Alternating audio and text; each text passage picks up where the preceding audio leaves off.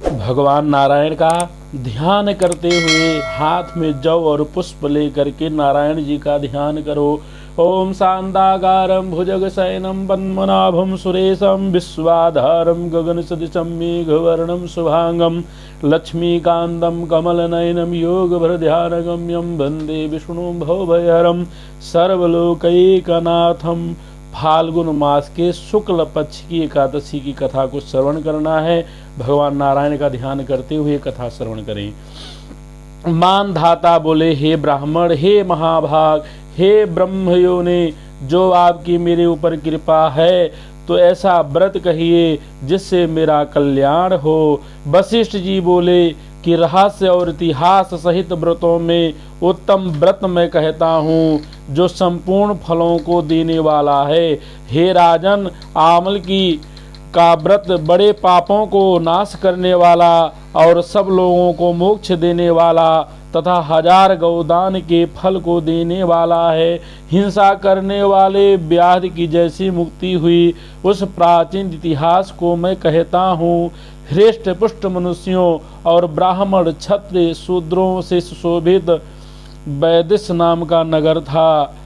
हे नृप शार्दुल, वहाँ सुंदर वेद ध्वनि हो रही थी। उस सुंदर नगर में कोई नास्तिक और दुराचारी नहीं था। वहाँ चंद्रवंशी पास बिंदुक राजा के वंश में पैदा हुआ धर्मात्मा सत्यवादी चत्ररथ नामक प्रसिद्ध राजा था।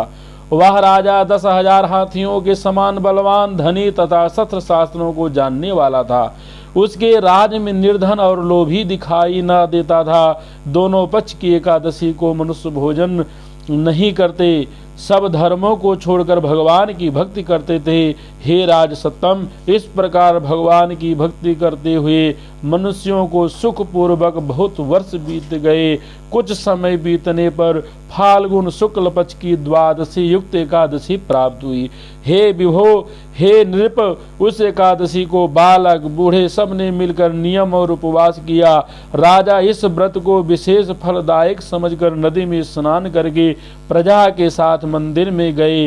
राजा ने जल से भरा हुआ कलश स्थापित करके उसे छत्री, उपानह, पंच रत्न और सुंदर गंध से सुशोभित किया। दीपमाला से युक्त परशुराम अजी के साथ ऋषियों समेत सावधानी से पूजन किया और आमले का भी पूजन किया। हे जामदग्न, हे रेणुका नंदन दुर्वधन, हे आमल की छाया से युक्त भुक्ति मुक्ति को देने वाले आपको नमस्कार है। हे धात्री, ब्रह्मा से उत्पन्न है, सब पापों को नाश करने वाली आमल की तुमको नमस्कार है। मेरे अर्घ को ग्रहण करो, तुमको नमस्कार है। उसी समय वहां पर एक शिकारी आया। भूख और प्यास से युक्त, पाप के भार से पीड़ित, कुटुंब के लिए जीव हिंसा करने वाला, सब धर्मों से अलग वह आमल की एकादशी का जागरण और दीपकों से सुशोभित उस स्थान को देखकर वहां बैठ गया। यहाँ क्या है, ऐसा मन में सोचकर आश्चर्य करने लगा। उसने वहां रखे हुए कलश के ऊपर दामोदर भगवान का दर्शन किया। वहां आमले का वृक्ष और दीपक जुड़े हुए देखे और पंडितों के मुख से भगवान की कथा सुनी। क्षुधित होने पर भी एकादशी का महात्म्य सुना। विस्मय युक्त होकर रात में जागरण किया। फिर प्रातः काल सब मनुष्य नगर में गए। उस शिकारी ने भी घर पार आकर प्रसन्नता से भोजन किया। फिर बहुत काल के अनंतर व्याधि की मृत्यु हुई। एकादशी के प्रभाव से और रात के जागरण से उसे चतुरंगणी सेना समेत बड़ा राज्य मिला।